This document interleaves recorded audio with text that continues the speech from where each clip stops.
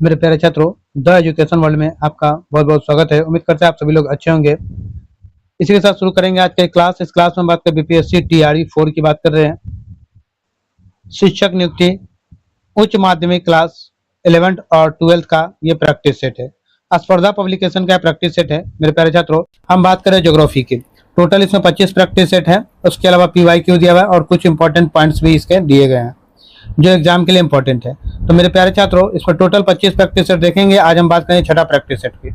इससे पहले 5 practice set हमारे चैनल पर दिया हुआ है और 5 प्रैक्टिस सेट एक जगह आप लोग को मिल जाए प्लेलिस्ट में। तो जो लोग चैनल पहली बार हैं, सबसे पहले चैनल को सब्सक्राइब कर लेंगे, अधिक से अधिक लोगों तक शेयर भी कर देंगे।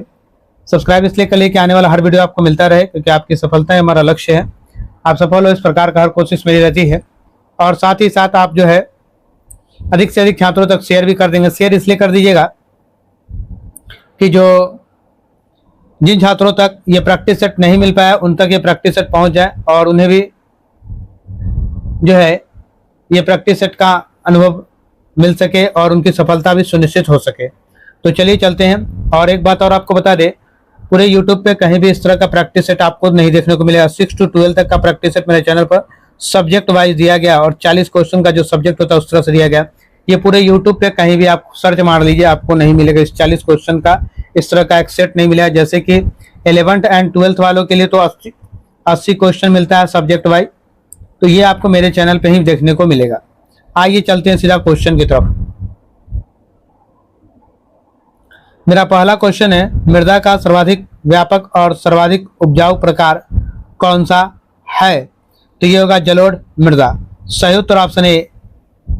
सही उत्तर ऑप्शन ए होगा। क्वेश्चन नंबर 2, स्वर्णिम चतुर्भुज परियोजना किससे संबंधित है? ये किससे संबंधित है? तो ये संबंधित है सड़क परिवहन से। सही उत्तर ऑप्शन ए हो जाएगा। क्वेश्चन नंबर 3,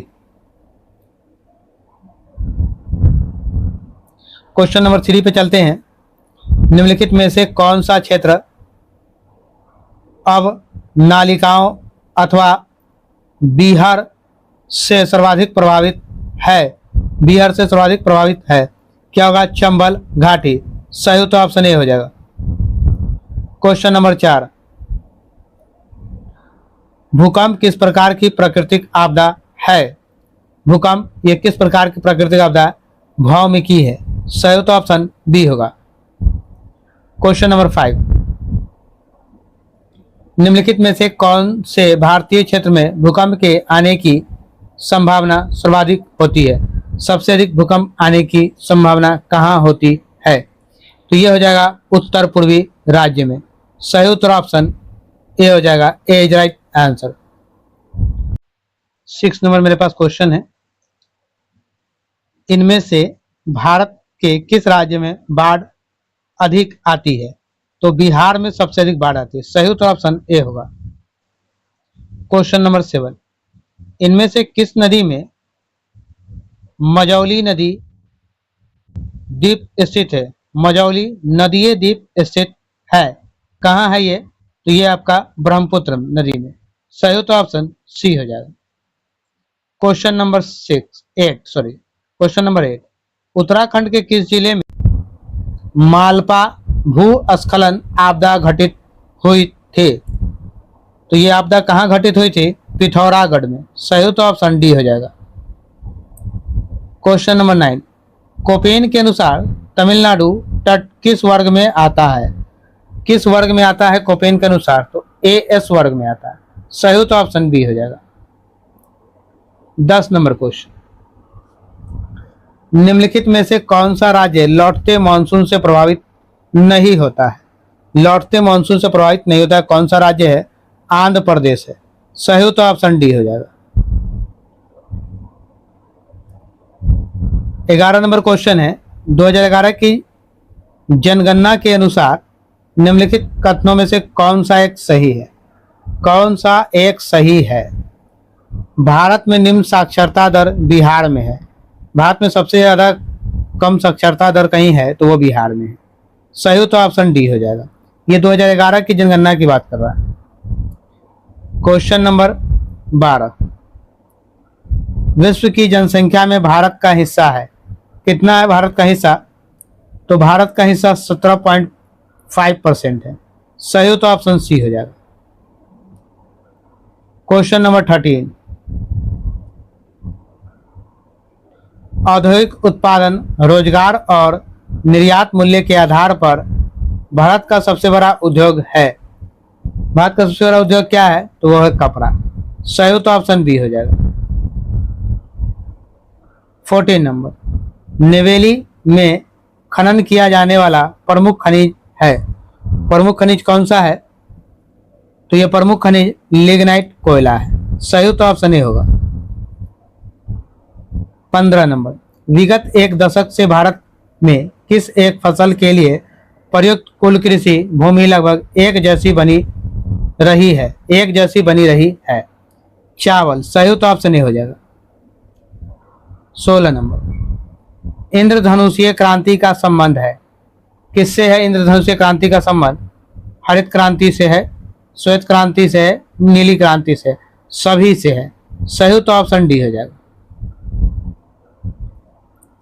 17 नंबर क्वेश्चन है, सेलम इस्पात कारखाना किस राज्य में है?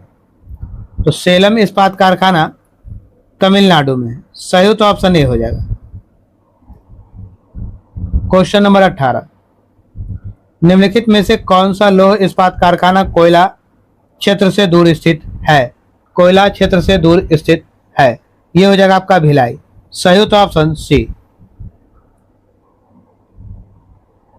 भारतीय रेल मार्ग की कुल लंबाई का कितना प्रतिशत भाग विद्युतीकृत है? कितना परसेंट भाग है? तो 32.4%। सही हो तो ऑप्शन बी हो जाएगा। निम्नलिखित में से कौन सा बंदरगाह भारत के पूर्वी तट का नहीं है? भारत के पूर्वी तट का नहीं है, कौन सा बंदरगाह? तो ये हो जाएगा कांडला। सही हो तो ऑप्शन बी हो जाएगा। 21 नंबर, पृथ्वी की उत्पत्ति से संबंधित किन विद्वानों की परिकल्पना नाभिकीय भौतिकी के सिद्धांत से संबंधित है? नाभिकीय भौतिकी के सिद्धांत से संबंधित है जीन्स एंड जैफ्रीज। सही हो तो ऑप्शन ए हो जाएगा। 22 नंबर, फिलामेंट शब्द का प्रयोग किस वैज्ञानिक ने पृथ्वी की उत्पत्ति से संबंधित अपनी परिकल्पना में किया? पृथ्वी की उत्पत्ति से संबंधित अपनी परिकल्पना में किया, यह हो जाएगा आपका रॉस। सही हो तो ऑप्शन डी होगा। D is right answer. Question number 23, निम्नलिखित कथनों पर विचार कीजिए। इस कथनों पर विचार करना आपको है। टैंगा जीवोम कनाडा, यूरोप तथा एशिया के भागों में फैला हुआ है। हाँ, ये तो सही है। टैंगा विश्व का सबसे बड़ा जीवोम है। टैंगा जो है विश्व का सबसे बड़ा जीवोम है, नहीं है, गलत। टैंगा में बहुत अधिक शंकुधारी वृक्ष उत्पन्न होते हैं। टैंगा में शंकुधारी वृक्ष ज्यादा पाए जाते हैं। तो तीसरा भी सही है और पहला भी सही है। तो सही तो ऑप्शन बी हो जाएगा। 1 और 3 सही है। 24 नंबर क्वेश्चन, अपक्षय एवं अनुच्छादन के विभिन्न कारक भूतल पर चट्टानों के तोड़ फोड़ कर सौर चूर्ण के रूप में परिवर्तित कर देते हैं, जिनमें चट्टानों से प्राप्त हुए खनिजों का मिश्रण होता है। बाद में धीरे धीरे पेड़ पौधे व जीव जंतुओं का गला सरा अंश मिल जाता है, जिसे क्या कहते हैं? तो इसे जो कहते हैं हुमस कहते हैं। सही तो ऑप्शन ए होगा। A is right answer, humus. 25 number question है, पर्वतीय तट के निकट महाद्वीपीय चबूतरा होगा, कौन सा होगा? तो ये जो होगा आपका संकरा होगा। सही तो ऑप्शन डी हो जाएगा। 26 नंबर क्वेश्चन, प्रशांत महासागर का नितल बना है कठोर अवसादी चट्टानों का। सही तो ऑप्शन डी हो जाएगा। 27 नंबर, देश में सर्वाधिक सकल बोया गया क्षेत्र किस फसल के अंतर्गत आता है? किस फसल के अंतर्गत आता है? चावल के अंतर्गत। सही हो तो ऑप्शन बी हो जाएगा। देश में प्रति हेक्टेयर सबसे अधिक उपज किस फसल की होती है? किस फसल की सबसे अधिक उपज होती है? तो ये सबसे अधिक उपज जो है आपका गेहूं का होता है। सही हो तो ऑप्शन बी हो जाएगा। भूगोल का पुनः जागरण काल माना जाता है। भूगोल का पुनः जागरण काल कब माना जाता है? तो ये माना जाता है 1200 से 1700 ईस्वी में। सही हो तो ऑप्शन ए हो जाएगा। क्वेश्चन नंबर 30, निम्नलिखित में से किस वैज्ञानिक भूगोलवेता ने भूगोल विषय को एक क्रमबद्ध रूप देने और अधिक वैज्ञानिक आधार पर विश्व मानचित्र बनाने का प्रयास किया है? विश्व मानचित्र बनाने का प्रयास किया है। सही उत्तर होगा Eratosthenes. Option B is right answer. मानव भूगोल का पिता किसे कहा जाता है? मानव भूगोल का पिता रैट जेल को कहा जाता है। सही तो ऑप्शन डी हो जाएगा। विषय क्षेत्र के संदर्भ में मानव भूगोल की सर्वाधिक महत्वपूर्ण शाखाएं हैं। भूगोल की सर्वाधिक महत्वपूर्ण शाखाएं हैं, क्या है? तो ये जनसंख्या भूगोल तथा बस्ती भूगोल। सही उत्तर ऑप्शन सी हो जाएगा, जनसंख्या भूगोल और बस्ती भूगोल। क्वेश्चन नंबर 33, सामान्य वर्गीकरण के आधार पर अधिवासों को कितने वर्गों में विभाजित किया जा सकता है? कितने वर्गों में विभाजित किया जा सकता है? तो ये हो जाएगा 2 वर्गों। सही उत्तर ऑप्शन बी हो जाएगा। मानव प्रवास संबंधित प्रिंसिपल ऑफ लिस्ट एफर्ट का प्रतिपादक कौन है? इसका प्रतिपादक कौन है? तो इसका प्रतिपादक जो है रिवेस्टीन है, रिवेस्टीन। सही उत्तर ऑप्शन बी हो जाएगा। 35 में मैकेंडर ने अपनी हृदय स्थल परिकल्पना में हृदय क्षेत्र को दर्शाने के लिए किस मानचित्र प्रक्षेप का प्रयोग किया है? किस प्रक्षेप का प्रयोग किया है? तो ये हो जाएगा आपका मर्केटर प्रक्षेप का। सही उत्तर ऑप्शन सी हो जाएगा।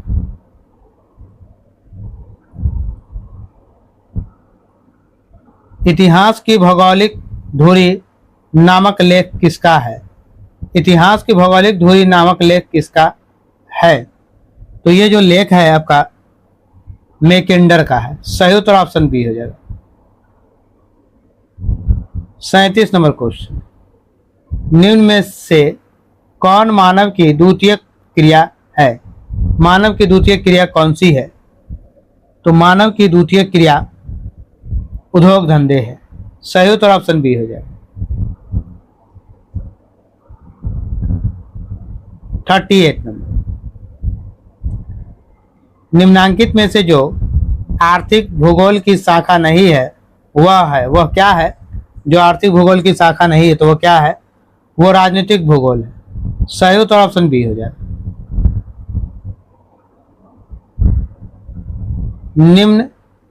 जम्मू कश्मीर को भारत को अन्य भागों में जोड़ने वाला सड़क मार्ग जवाहर सुरंग से होकर गुजरता है। जवाहर सुरंग निम्नांकित में से किस दर्रे से संबंधित है? जवाहर सुरंग किस दर्रे से संबंधित है? तो ये संबंधित है बनिहाल दर्रे से। सही उत्तर ऑप्शन ए हो जाएगा। आइएगा मैच द फॉलोइंग है, तो हम लोग जरा सा मैच द फॉलोइंग करें। 40 नंबर क्वेश्चन, यहाँ तक में तो कर ही लेंगे हम लोग match the following. 40 number question, Kumaon Himalaya की बात करें तो ये 1 है और ये मेरा 2 है।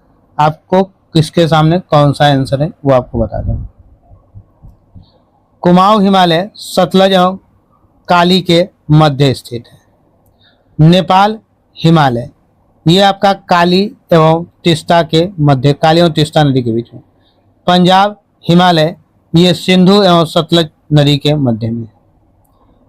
असोम हिमालय तीस्ता एवं ब्रह्मपुत्र के पास है। तीस्ता ब्रह्मपुत्र के पास है। तो ए का 4 नंबर हो गया, ए का 4 नंबर कहाँ, तो ये मिल रहा है। बी का जो है 2 नंबर, सी का 1 नंबर और डी का 3 नंबर। सही उत्तर ऑप्शन बी होगा, बी इज राइट आंसर। 41 नंबर, भारत की सर्वाधिक बड़ी जनजाति है, सर्वाधिक बड़ी जनजाति क्या है, गोंडा है। सही उत्तर ऑप्शन बी हो जाएगा। उत्तर पूर्वी भारत के पहाड़ी एवं जंगली क्षेत्र में अधोलिखित में से कौन सा एक प्रजातीय समूह पाया जाता है, कौन सा एक प्रजातीय समूह पाया जाता है,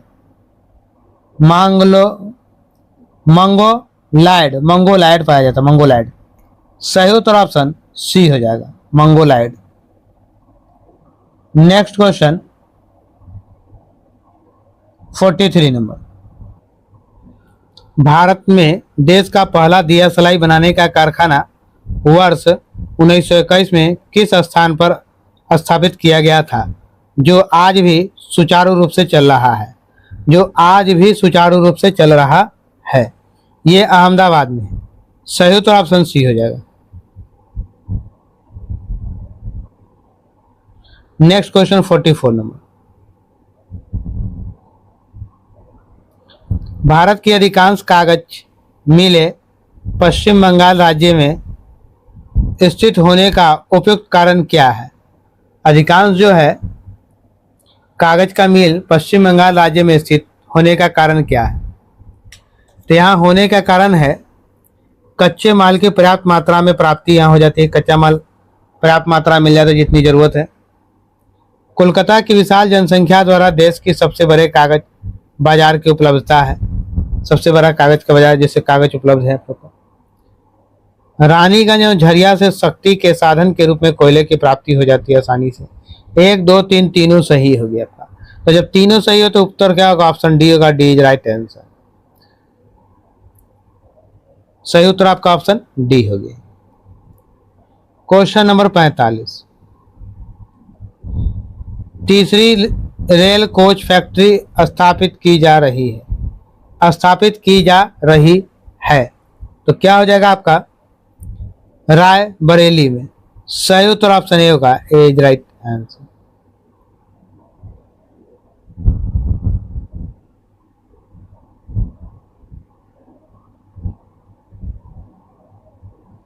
फोर्टी सिक्स नंबर क्वेश्चन को हम लोग थोड़ा छोटा करेंगे,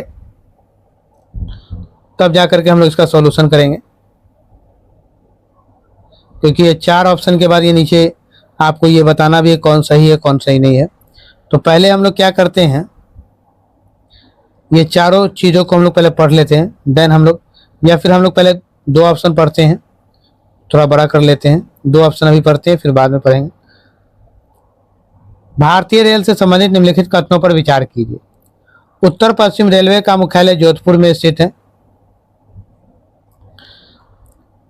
इंड रेल पास एक इच्छानुसार यात्रा टिकट है जो विशेषतः स्वतंत्रता सेनानी तथा भारत के किसी खेल में प्रतिनिधित्व करने वाले खिलाड़ी के लिए उपलब्ध है।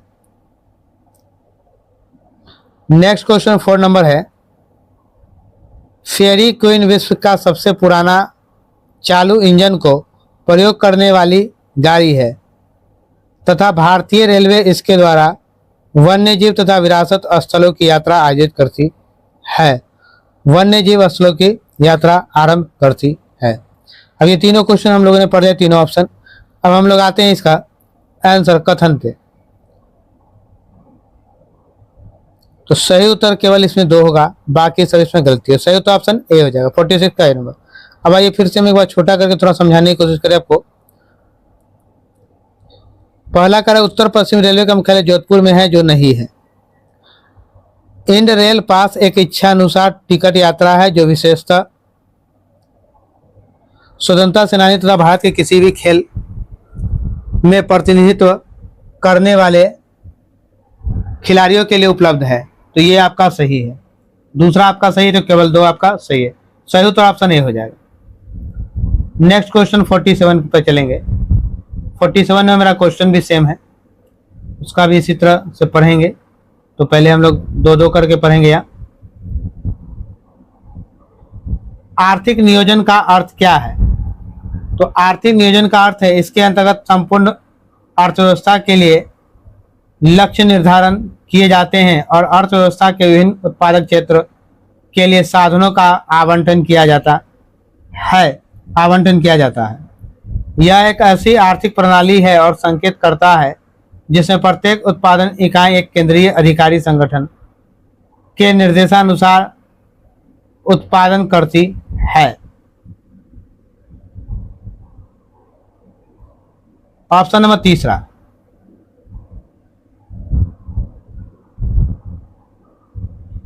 इसके अंतर्गत कुछ सार्वजनिक अथवा निजी उपक्रमों के लिए लक्ष्य निर्धारित किए जाते हैं। इसके अंतर्गत सरकार निजी उपक्रमों के लिए लक्ष्य निर्धारित कर उन्हें अपने लक्ष्य को प्राप्त करने के लिए निर्देश देती है। तो इसमें जो आपका जो है 3 और 4 आपका गलत है, सही में सिर्फ आपका 1 और 2 है। ऑप्शन 1 और 2 आपका सही होगा, 3 4 आपका गलत है।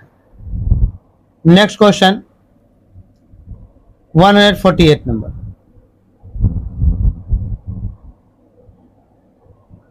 148 नंबर क्वेश्चन कह रहा है भारत की विकास आयोजना के संबंध में निम्नलिखित कथनों पर विचार कीजिए। आयोजना के संबंध में निम्नलिखित कथनों पर विचार कर देना। तो देश में औद्योगिकरण की प्राथमिकता देना सही है। विकास के लिए अर्थव्यवस्था को तैयार करना, यह भी बात सही है। औद्योगिकरण को गौण स्थान देना नहीं। औद्योगिकरण क्षेत्र में पूंजीगत माल तैयार करने वाले उद्योगों पर जोर देना, ये बात भी सही है। तो सही का चयन करना आपको, तो 1 2 और 4 मेरा सही है। Option C is right answer.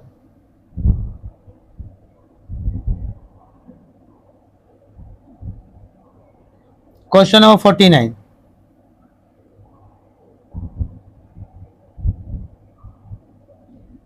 Number question है, इसे रोटी की टोकरी भी कहते हैं। इस मिट्टी में जई तथा अन्य फसलें भी उगाई जाती है। यह मिट्टी पशुओं के चारागाहों के लिए भी अनुकूल है। पशुओं के चारागाह के लिए भी अनुकूल है। चरनोजम मिट्टी, सही तो ऑप्शन सी हो जाएगा, चरनोजम मिट्टी। क्वेश्चन नंबर 50 पे आते हैं। किस काल में निर्मित परतदार चट्टानों में कोयले की सर्वोत्तम तथा विशाल भंडार है? कोयला का सर्वोत्तम तथा विशाल भंडार है। सही उत्तर ऑप्शन गोंडवाना हो जाएगा। Option A is right answer. 51 number. लाल सागर में 1000 फैदम की गहराई पर है। 1000 फैदम की गहराई पर है। 76 डिग्री फ़ारेनहाइट तापक्रम पाया जाता है। सही उत्तर ऑप्शन बी हो जाएगा। 52 नंबर क्वेश्चन, हिंद महासागर का तापक्रम कितना है? हिंद महासागर का तापक्रम ये आपका जो है 60.6 डिग्री फ़ारेनहाइट रहता है, यानी 60.6 डिग्री फ़ारेनहाइट रहता है। सही तो ऑप्शन सी हो जाएगा। मेरे प्यारे छात्रों, चैनल पहली बार आए तो सबसे पहले चैनल को सब्सक्राइब कर लीजिएगा, अधिक से अधिक लोगों तक शेयर कर दिए। सब्सक्राइब इसलिए कर लीजिएगा कि आने वाला हर वीडियो आपको मिलता रहे और आपको आपके एग्जाम तक हम प्रैक्टिस सेट देंगे, क्योंकि क्लास 9 10 का हम टोटल हिस्ट्री का 31 प्रैक्टिस सेट आप लोग को दे चुके हैं। क्लास 6 to 8 का भी आप लोग को जो है हिस्ट्री और पॉलिटी आप लोग को दे चुके हैं, जो और उसका जो है ज्योग्राफी आप लोग को मिलेगा। क्लास 9 10 के लिए भी हिस्ट्री आप लोग को दे चुके हैं 31 सेट, और पॉलिटी उसका जो है 13 दे चुके हैं और अभी और आप लोग को दे रहे हैं। इसका भी 31 प्रैक्टिस सेट देंगे, उसके बाद आप लोग को इसका भी ज्योग्राफी देंगे। तो चैनल पर बने रहिए, अधिक से अधिक लोगों तक शेयर कीजिएगा। और भी आप लोग के मन में कोई क्यूरीज हो, कोई सेट हो, तो आप लोग हमें जरूर कमेंट बॉक्स में कमेंट करके बताएंगे, तो हम उसके अकॉर्डिंग आप लोग के अकॉर्डिंग काम करेंगे। चलिए चलते हैं नेक्स्ट क्वेश्चन पे। 53 नंबर, निम्नलिखित युग्मों में से कौन सा युग्म सुमेलित नहीं है? कौन सा युग्म सुमेलित नहीं है? तो ये हो जाएगा मध्य अक्षांशीय घास प्रदेश, बायोम, मौसमानुसार अधिक परिवर्तन, मौसमानुसार अधिक परिवर्तन। सही तो ऑप्शन सी हो जाएगा। क्वेश्चन नंबर 54, विषुवत रेखीय प्रदेश का सर्वाधिक विस्तार किस महाद्वीप में है? किस महाद्वीप में है सबसे अधिक विस्तार? तो ये हो जाएगा दक्षिणी अमेरिका। सही उत्तर ऑप्शन बी हो जाएगा। 55 नंबर क्वेश्चन, अफ्रीका के जायरे बेसिन में कौन कौन से देश सम्मिलित हैं? कौन कौन से देश सम्मिलित हैं? तो ये आपका हो जाएगा मध्य अफ्रीकी गणराज्य, कांगो गणराज्य, नाइजीरिया। उपरोक्त में सभी। सही उत्तर ऑप्शन डी हो जाएगा। विश्व का दूसरा सबसे बड़ा देश कौन सा है? विश्व का दूसरा सबसे बड़ा देश कनाडा है। सही उत्तर ऑप्शन बी हो जाएगा। 57 नंबर मेरा क्वेश्चन है, निम्नलिखित में से सर्वाधिक जनसंख्या घनत्व वाला द्वीप कौन सा है? सबसे अधिक जनसंख्या घनत्व वाला द्वीप कौन सा है? तो जावा है। सही उत्तर ऑप्शन ए हो जाएगा। मापा शब्द निम्नलिखित में से किस एक भाग से संबंधित है? मापा शब्द ये संबंधित है लैटिन से। सही उत्तर ऑप्शन ए हो जाएगा। क्वेश्चन नंबर 59, संसार की चावल की कृषि को दर्शाने के लिए सबसे अधिक उपयुक्त मानचित्र प्रक्षेप कौन है? सबसे अधिक उपयुक्त मानचित्र कौन सा है? बेलनाकार, समक्षेत्र प्रक्षेप, समक्षेत्र प्रक्षेप। सही उत्तर ऑप्शन बी हो जाएगा। 60 नंबर में क्वेश्चन है, निम्नलिखित में से किस प्लेट की गति मध्य महासागरीय कटक के निर्माण हेतु उत्तरदायी है? मध्य महासागरीय के कटक के निर्माण हेतु उत्तरदायी है अपसारी गति। सही उत्तर ऑप्शन ए हो जाएगा। 61 नंबर क्वेश्चन काफी बड़ा है। आइए निम्नलिखित कथनों पर विचार कीजिए। तो पहला इसका पॉइंट कर रहा है, पहला ऑप्शन है, प्रकृति में खाद्य श्रृंखला एक सीधी कड़ी के रूप में होती है तथा एक पारिस्थितिकी तंत्र की खाद्य श्रृंखला आपस से संबंधित होती है। अर्थात एक खाद्य श्रृंखला के जीवधारियों का संबंध दूसरी खाद्य श्रृंखला जीवधारियों से नहीं होता है। एक का मैच जो है दूसरा से नहीं होता, वो कहा जा रहा है। दूसरा पॉइंट करा, खाद्य जल में ऊर्जा प्रवाह विभिन्न दिशाओं में होती है, लेकिन यह भी एक ही पथ से गुजरता है। इसके अंतर्गत कई जीव समुदाय उपरोक्त सभी अघटक होते हैं। तो ये सब उपरोक्त इसके अंतर्गत जीव समुदाय उपरोक्त तथा अपघटक होते हैं। अब 3 नंबर आए हैं हम लोग पॉइंट, और पढ़ने के बाद अब आंसर हम लोग देखें क्या होगा। परितंत्र में एक जीव से दूसरे जीव में भोज्य पदार्थों का स्थानांतरण खाद्य श्रृंखला कहलाती है। इसमें उत्पादक तथा विभिन्न प्रकार के उपभोक्ता एवं अपघटक शामिल होते हैं। तो सही उत्तर आपका हो जाएगा केवल तीसरा, यानी ऑप्शन तीसरा ही केवल सही होगा, बाकी सब गलत है। सही उत्तर option B is right answer.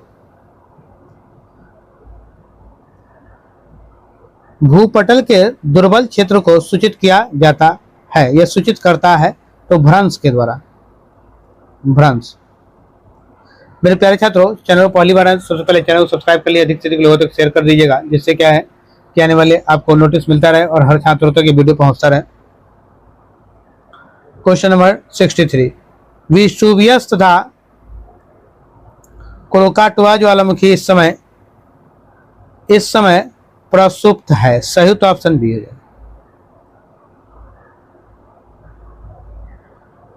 उष्णकटिबंधीय चक्रवात अधिकांशतः सागरों के ऊपर सक्रिय रहते हैं। सही उत्तर ऑप्शन बी हो जाएगा। ध्रुवीय अग्र संबंध होता है, क्या होता है ध्रुवीय अग्र संबंध? शीतोष्ण कटिबंधीय चक्रवात के उद्भव से। सही उत्तर ऑप्शन सी हो जाएगा।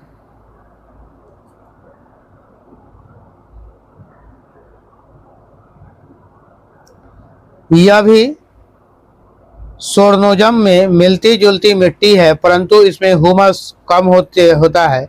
यह मिट्टी उत्तरी अमेरिका तथा एशिया के अर्धशुष्क प्रदेश में पाई जाती है। यह पशुओं के लिए चरागाह प्रदान करती है और यह चेस्टनट मिट्टी है, चेस्टनट मिट्टी। सही तो ऑप्शन ही हो जाएगा। दक्षिण एशिया के किस क्षेत्र में सर्वाधिक वन क्षेत्र है? किस क्षेत्र में सबसे अधिक वन क्षेत्र है? तो ये हो जाएगा उत्तर पूर्व भारत एवं म्यांमार। सही तो ऑप्शन सी हो जाएगा।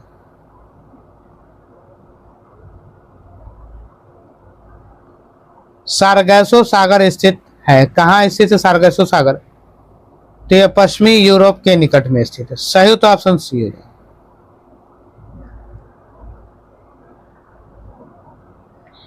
वेला पार्वती निक्षेपों में क्या अंतर्वृष्टि होते हैं? क्या अंतर्वृष्टि होते हैं? तो ये हो जाएगा आपका ब्रह्मांडीय पदार्थ। सही तो ऑप्शन बी हो जाएगा। 70 नंबर क्वेश्चन, समुद्र तल के सुस्थितिक परिवर्तन किसके द्वारा होते हैं? तो ये जो परिवर्तन है वो एपी रोजनिक चलन के द्वारा। सही तो ऑप्शन बी हो जाएगा। 71 नंबर, निम्नांकित में से किसने कैश गठन के आधार पर विश्व प्रजातियों के 5 प्रमुख वर्गों में विभाजित किया है?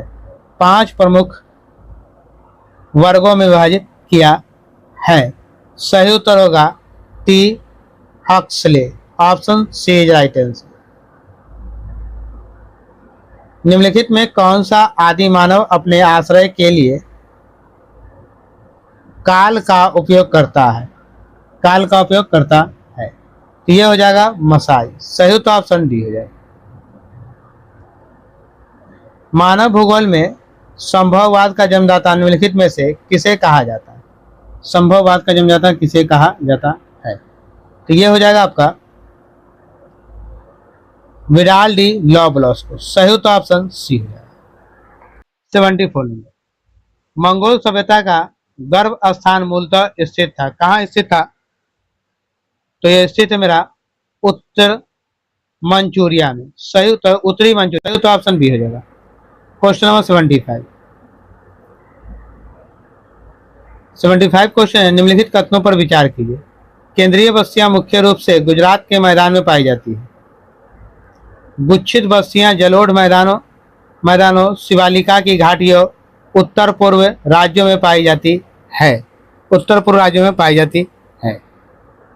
तो कौन सा कथन सही है? तो केवल दूसरा आपका सही है। Option B is right answer. पहला आपका गलत होगा, दूसरा आपका सही है। 76 नंबर, मैच द फॉलोइंग। तो आइए पहले हम लोग मैच द फॉलोइंग देख ले। 76 नंबर को थोड़ा सा, नगरीकरण की प्रक्रिया और नगरीकरण की अवस्था है। ठीक है, एक प्रक्रिया दूसरा अवस्था। ग्रामीण बस्तियों के प्रतिरूप, ये हो जाएगा इयोपोलिस। नगर की रचना ये कहाँ है? तो नगर की रचना के लिए ये हो जाएगा आपका नगर राज्य। नगर का पूर्व विकसित होना ये कहलाता है आपका विश्व नगरी। तो सबसे पहले आपका क्या होगा? ग्रामीण बस्तियों का इयोपोलिस, यानी एक का 2 नंबर यहाँ, एक का 2 नंबर यहाँ, ये दोनों में से कोई एक होगा। नगर की रचना के लिए नगर राज्य होता है तीसरा, तो बी का तीसरा आपका ही सही हो गया। और नगर का पूर्ण विकसित होना विश्व नगरी 1 नंबर। सही तो ऑप्शन बी हो जाएगा। नेक्स्ट क्वेश्चन 77, स्पाइकमैन के उपांत क्षेत्र सम्मिलित क्षेत्र है। उपांत क्षेत्र सम्मिलित क्षेत्र है, तो क्या हो जाएगा आपका? दक्षिण और दक्षिणी पूर्वी एशिया, प्रायः संपूर्ण महाद्वीपीय यूरोप। तो कौन सा सही हो जाएगा आपका? और चीन। तो सही होगा आपका 1 2 3 तीनों सही होगा। Option D is right answer. 78 number,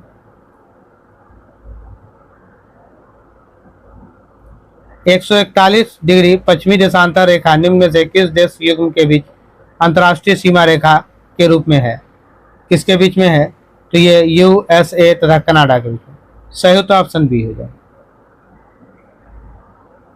79 number question है मेरा, कथन और कारक है। तो आइए जरा देखें कथन। बगानी कृषि की संकल्पना हाल ही के वर्षों में बदल गई। कारण जोते के आकारों में परिवर्तन के कारण लघु और मध्यम कृषकों का बाजार में प्रवेश हुआ। क्या हुआ? तो बाजार में उसका प्रवेश हो गया। तो ये कह रहा है आपका क्या, 79 नंबर। ए और आर दोनों सही है तथा आर ए की सही व्याख्या करता है भी, दोनों सही। सही हो तो ऑप्शन ए हो जाएगा। देखिएगा ये लास्ट क्वेश्चन है मेरा 80 नंबर। 11 12 में 80 क्वेश्चन दिया जाता है सब्जेक्ट वाइज, और बाकी जो है आपका पेपर 9 10 6 to 10 तक में उसमें 40 क्वेश्चन दिया जाता है सब्जेक्ट वाइज। निम्न में से किन वनों को अमेजन की घाटी में सेल्वा कहते हैं? किसे कहते हैं? तेजा विषुवतीय वन को। सही तो ऑप्शन डी होगा, डी इज राइट आंसर। मेरे प्यारे छात्रों, इस वीडियो में मैंने आपको पूरा 80 क्वेश्चन दिया है। ज्योग्राफी का प्रैक्टिस सेट 6 है। तो मेरे प्यारे छात्रों, हमारे चैनल में बने रहिए, अधिक से अधिक लोगों तक शेयर कीजिएगा और सब्सक्राइब चैनल को जरूर कर लीजिएगा। और एक बात आप लोग को बता दें, 6 to 12 तक का प्रैक्टिस सेट दिया गया है, तो आप लोग ध्यान से देखें और जहाँ कोई त्रुटि हो वहाँ बताइए। चलिए चलते हैं, फिर मिलते हैं नेक्स्ट वीडियो में। जय हिंद, जय बिहार, भारत माता की जय। अब वीडियो आप लोग को रेगुलर मिलेगा।